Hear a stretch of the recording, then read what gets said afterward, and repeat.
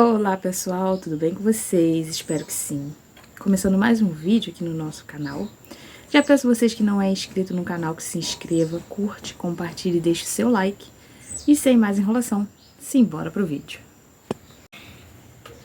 Então pessoal, como vocês já viram aí no título do vídeo, eu vou estar falando um pouco sobre o luto que a gente vive. Às vezes muita gente vê a gente rindo, brincando, gravando, conversando, mas não sabe aquilo que a gente passou. Eu tô gravando esse vídeo porque eu sei que tem algumas mães que já passou ou que estão passando e estão vivendo aquilo que eu vivi e vivo até hoje. Então, pra quem não sabe, eu tenho a Bruna, que é o meu milagre.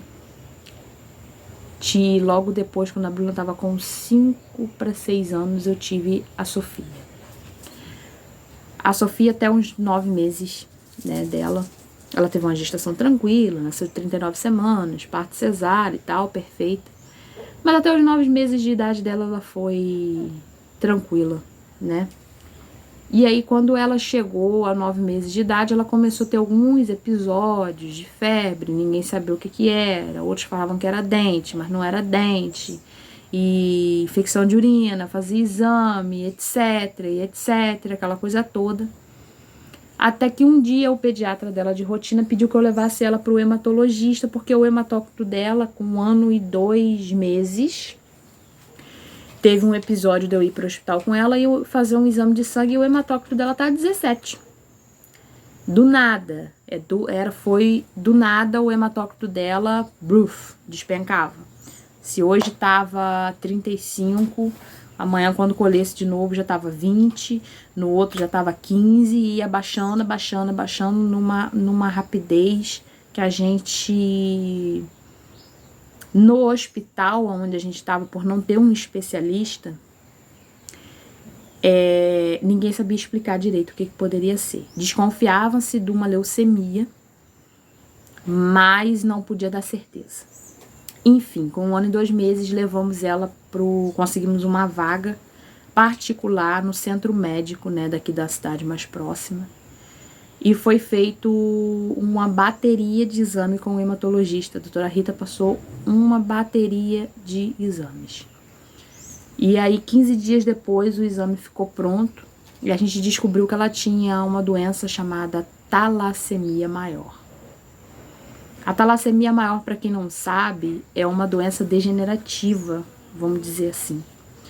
O próprio organismo não consegue produzir glóbulos vermelhos o suficiente. O suficiente que eu digo assim, ele produz, mas alguns geneticamente nascem defeituosos e o próprio organismo destrói aqueles glóbulos defeituosos, como se fosse alguma coisa autoimune, mais ou menos assim que a hematologista me explicou. Se eu tiver alguma falha que vocês até me perdoem, porque é um assunto muito delicado para mim tá comentando aqui, mas é mais ou menos isso. Seu corpo produz os glóbulos vermelhos, porém alguns nascem defeituosos e aqueles defeituosos o próprio organismo autodestrói. E como dela era talassemia maior, produziam-se muitos glóbulos vermelhos defeituosos. Então, era aonde o corpo dela tinha mais glóbulos vermelhos defeituosos do que perfeitos, e aí o hematócrito tinha essa queda brusca. Ela fez a primeira transfusão de sangue, foi para o hematologista, diagnosticou a talassemia maior. O hematologista já entrou com alguns medicamentos que tinham que tomar, que não podia parar de tomar, e disse: mãe, ela vai viver o resto da vida dela tendo que tomar medicamento, tendo que fazer tratamento e transfusão de sangue. Ela vai ter uma vida... Se ela, a médica ainda foi bem clara, chegar à vida adulta, ela vai viver transfusão e medicamento. Falei, tá bom. E ali eu só falava com o Senhor: Senhor, que seja feita a tua vontade. E hospital, o hematócrito caía, pegava uma infecção, uma gripezinha leve que ela pegava já era o suficiente para ter que internar porque ela ficava muito mal, dava falta de ar, só vivia dormindo. Para conseguir fazer ela comer era difícil, porque ela não tinha força, não tinha ânimo, ela não andava. Ela sentava, ela tentava engatinhar, mas ela não tinha forças para fazer coisas normais de um bebê de 1 ano e 2 meses pela anemia profunda que ela tinha.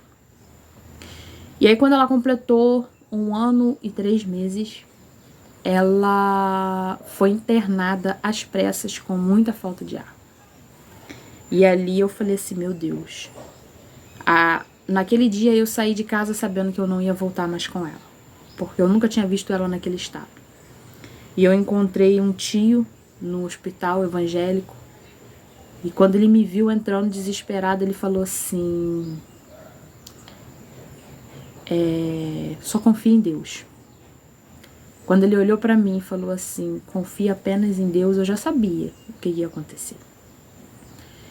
E veio a pediatra correndo e colocou o oxímetro e mandou fazer exame e viu que tava com uma infecção generalizada devido a uma transfusão que ela fez. Teve uma contaminação ali. Ela tinha feito uma transfusão 1 semana antes dela completar 1 ano e 3 meses. E aí ela fez essa transfusão, uma transfusão que foi mal realizada, digamos assim, mal esterilizada. Ela teve essa infecção generalizada. E com 1 ano e 3 meses ela foi internada às pressas, com muita falta de ar, sonolenta, já não... E foi piorando, né? O quadro dela estava muito complicado.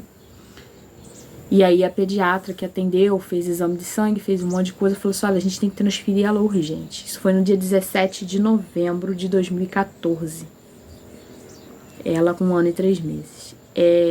A pediatra pegou e falou assim, olha, mas na transferência dela eu quero que o teu esposo vá junto. E eu olhei assim pra cara da doutora Dayana, muito minha amiga, e ela falou assim pra mim, mãe, haja o que houver, mas eu vou fazer de tudo pra salvar o seu neném. Eu falei, tá bom. Ela tá nas mãos do Senhor, porque quem me deu foi Deus. Então só quem tem autoridade de tocar e levar de volta é Ele. E aí nós fomos transferidos. A minha filha ficou com uma vizinha, tadinha, 5 para 6 anos, não sabia nem direito o que estava acontecendo. E aí minha filha ficou com a vizinha e nós fomos pro hospital. Ali eu tive a minha primeira crise de ansiedade. Ali eu tive foi uma crise de ansiedade com síndrome do nervosismo, né, do pânico. Ali eu não andava, eu não conseguia gesticular nada, só descia lágrima assim do olho e eu tremia muito, batia muito o queixo, tremia muito, muito, muito, muito, mais nada. Dali da ambulância, quando nós chegamos, já saímos de cadeira de roda, o hospital estava preparado para receber uma criança em estado grave, um estado de sepsemia, que é a infecção generalizada, anemia profunda, e a mãe, né, nesse estado complicado também. Lá eu fui medicada, meu esposo foi para uma enfermaria que foi adaptada para ela, porque só tinha vaga no CTI de adulto. E aí eles iam até levar ela para o CTI de adulto no outro dia. Porém, na madrugada ela foi piorando. Ela foi piorando, ela foi piorando. As medicações que eles tinham me dado foi passando o efeito. E ali eu e meu esposo, a gente tentava revezar, né, para olhar ela. Eu só tenho a agradecer aos médicos, porque eles, em momento algum, esconderam nada da gente. Eles deixaram, né, que ele ficasse comigo, porque na verdade só poderia ficar uma pessoa. Mas como o estado dela era muito, muito grave, eles deixaram ele passar aí a última noite com ela. Vocês me perdoam, tá chorando, mas difícil falar sobre o assunto. E Ali durante a madrugada, as últimas palavras que ela falava algumas palavras, mas ali por volta de 3 horas da manhã ela já não tinha muito mais controle de si. Os rins já tinham parado. E as últimas palavras que ela falou assim: mamãe, mamãe, neném. E aquilo ali ficou marcado pra mim. Quando foi às 7 horas da manhã, eu falei com a enfermeira, eu falei: e aí, conseguiu uma vaga pra ela? A enfermeira falou assim pra mim: mãe, eu não consegui, não conseguimos, mas vamos levar ela pro CTI de adulto. Só que lá você não vai poder ficar. Eu falei assim: eu sento na porta do CTI, eu fico de noite, mas eu não vou deixar minha filha sozinha. Aí ela pegou, eu peguei e falei assim: olha, eu vou pro Ministério Público pedir uma ajuda pra tentar um CTI pediátrico pra ela, num hospital que tenha mais recurso. A médica veio e falou assim pra mim: mãe, não vai agora. Porque quando ela olhou no aparelho, os batimentos dela estavam muito fraquinhos. Falou: mãe, não vai agora, fica mais um pouco. E aí quando ela falou isso pra mim, e eu olhei pra cara do meu esposo, que eu olhei pro aparelho, o aparelho foi sumindo, sumindo, sumindo. E ela foi se entregando. E aí ela veio a falecer, levando consigo a minha imagem e a imagem do pai dela. Ela faleceu às 7h15 da manhã, na minha frente, na frente do meu esposo. Eles correram com ela, tentaram entubar, tentaram reanimar, mas infelizmente não conseguiu. Ali eu comecei a desmaiar. Eu desmaiava, meu esposo já me falou. Eu lembro que quando eu acordava, meu esposo só falava assim pra mim: amor, amor, eu preciso de você. Tenha força.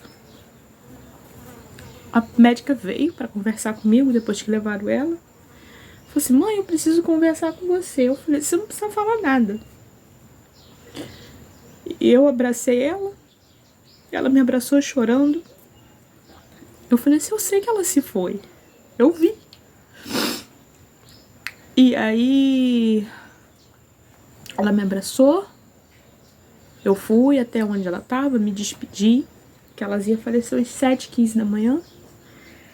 Eu liguei para minha família, comuniquei que ela tinha falecido e fizemos assim o velório no mesmo dia, o sepultamento, porque ele não tinha mais nada que a gente pudesse fazer. Tudo que dava ao meu alcance eu tinha feito. Pedia dinheiro, vizinho, emprestado. Olha, me empresta 50, me empresta 100, eu tenho que pagar uma consulta, ela não tá bem e tal. Muitas das vezes eles me davam dinheiro, nem emprestavam, porque sabia que eu tava em desespero. E aí nós fizemos o velório, fizemos o sepultamento, fizemos um culto fúnebre. Ela foi linda, perfeita. Deus a recolheu, era dele, foi ele que me deu. Daí pra cá eu comecei a ter muitas crises de ansiedade, depressão. Hoje em dia, graças a Deus, eu tô melhor. Sofri algumas injustiças, né? Tentei suicídio, porque uma pessoa da família, não foi da minha família, foi da família do meu esposo, que não.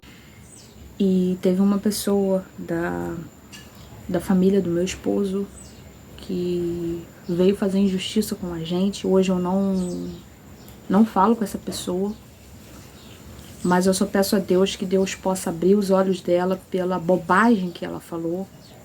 Tentei suicídio por causa dela, porque ela teve coragem de falar com uma vizinha que a menina tinha falecido por um descuido meu. E Deus sabe que não foi, porque o que eu pude fazer eu fiz.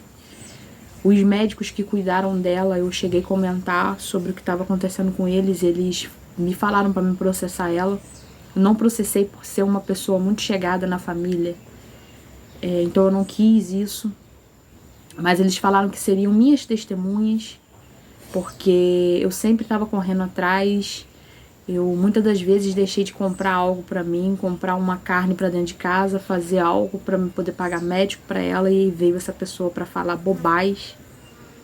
Então eu tentei sim suicídio por causa dessa pessoa. Não foi uma vez só, foi mais de uma vez. Mas hoje, graças a Deus, Deus me dá força pra me continuar. Deus me deu a Nicole, que é uma criança extremamente especial na minha vida, assim como a Bruna, ela é. Uma criança que veio pra me trazer alegria de novo, me trazer um pouco de paz no meu coração. E eu só tenho... E essa, pessoal, é a história dela, tá? E o que eu venho dizer pra vocês, mudei aqui de lugar porque o vizinho tava fazendo barulho ali do lado, aí eu quis mudar de lugar pra não interferir. Mas essa é a história, esse é o luto que eu vivo, isso é tudo que eu passei. E o que eu quero dizer pra vocês, que, igual eu tava comentando, né, porque eu tentei sim o suicídio, eu tentei me matar, por palavras dessa pessoa. Tenho um arrependimento muito grande, tá, dessas tentativas. Me arrependo muito, muito, muito. E ao mesmo tempo eu agradeço muito a Deus por Ele não ter permitido isso acontecer. Hoje eu tenho uma família linda, uma família que eu amo muito, eu dou minha vida pela minha família, pelas minhas filhas, pelo meu esposo. E quero dizer pra vocês que se você estiver passando uma situação como essa, se afaste das pessoas ruins, das pessoas que desejam o seu mal, e se apegue principalmente com Deus. Porque Deus é Ele que vai te dar o refrigério, é Deus que vai amenizar a sua dor. As pessoas costumam dizer que que a dor vai passar com o tempo, mas não passa. Já tem 8 anos, fez 8 anos agora dia 18 de novembro que ela se foi, mas a dor ela não passa. A saudade dói muito. Só que a gente aprende a viver com a dor da perda. A gente aprende a lidar a cada dia mais com a perda. E eu quero dizer pra você, se você estiver passando por algum momento como esse, ou se você já passou, ou se você conhece alguém que está passando esse processo, somente dê um abraço de consolo nessas pessoas que você conhece que está passando por esse processo. E se for você que estiver passando, se apegue com Deus. Não tente nada contra a tua vida. Se apega somente com o Senhor, porque é Ele que vai te dar o refrigério. Então essa é a minha história de vida. Isso é o processo que eu passo até hoje, é o luto que eu vivo até hoje. E é isso, pessoal, era isso que eu queria contar pra vocês no vídeo. Tem muito tempo que eu queria gravar esse vídeo, mas eu não conseguia. Mas eu precisava colocar pra fora, eu precisava contar. Então, é isso, pessoal. Tá bom? Deixem o seu like e fiquem todos com Deus. E até a próxima. Tchau!